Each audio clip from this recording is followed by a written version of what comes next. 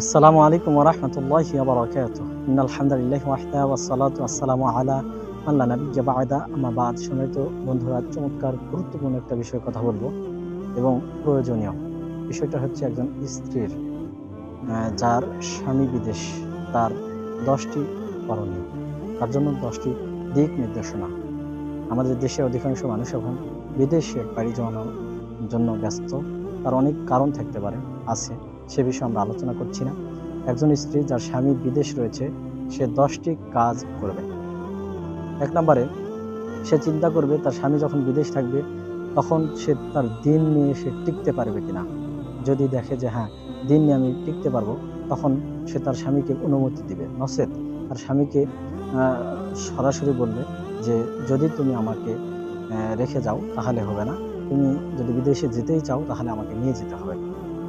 যদি এতে না রাজি হয়, ২ নম্বরে তার করণীয় হচ্ছে সে খোলা তালাক চাইবে স্বামীর কাছে যে, "আমি আপনার ভাত খেতে চাচ্ছি না, আমি আপনার স্ত্রী হিসেবে থাকতে চাচ্ছি না, আমাকে আপনি ছেড়ে দিন।" দেখা গেল যে সে ছেড়ে দিতে চাচ্ছে না। তাহলে ৩ নাম্বার করণীয় হচ্ছে এমন পরিস্থিতি যে সে খোলা তালাক নিতে পারছে না।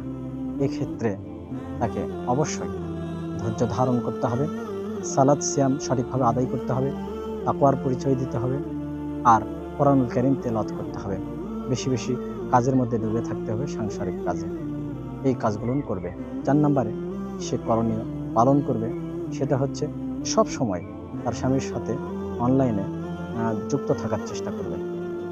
হোয়াটসঅ্যাপে, মোবাইলে, ভিডিও কলে সে হরদম তার স্বামীর সাথে সে কন্ট্যাক্ট করবে। কন্ট্যাক্ট কখনো বিচ্ছিন্ন করবে না।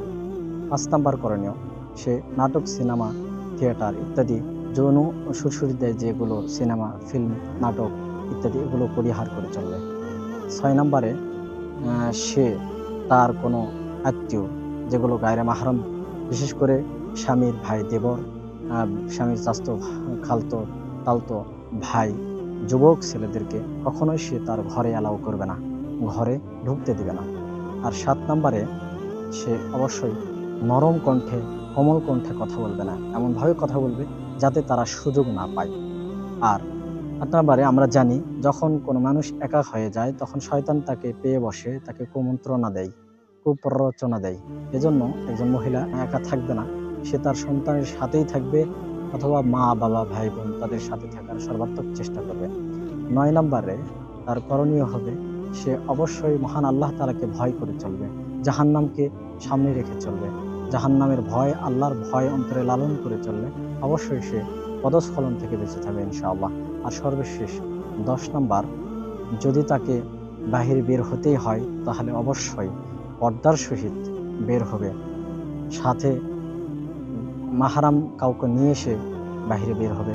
কখনো একা সে বাজার ঘাটে যাবে না, এখানে সেখানে মেলা খেলাতে যাবে না। এই ১০ টা করণীয় যদি একজন স্ত্রী যার স্বামী বিদেশ সে করে, ইনশাআল্লাহ সে হয়তোবা দিন নিয়ে টিকে থাকতে পারবে ইনশাআল্লাহ। নচেৎ সমাজের যে অবস্থা, যে পরিস্থিতি, চতুর্দিক থেকে যে তথ্যগুলো ভেসে আমাদের কানে আসতেছে, তাতে অদূর ভবিষ্যতে আমাদের সমাজের কি বিশৃঙ্খলা তৈরি হয়ে যায়। যাদের স্বামী আছে বিদেশ, তাদের নাই দিন, নাই ধর্ম, নাই আখিরাত, নাই আল্লাহর ভীতি। এজন্য সমাজে বিশৃঙ্খলা দেখা দিচ্ছে। আল্লাহ তাআলা আমাদেরকে রক্ষা করুক, আমিন। ওয়া আখিরু দাওয়ানা আনিল হামদুলিল্লাহি রাব্বিল আলামিন। আসসালামু আলাইকুম ওয়া রাহমাতুল্লাহি ওয়া বারাকাতুহু।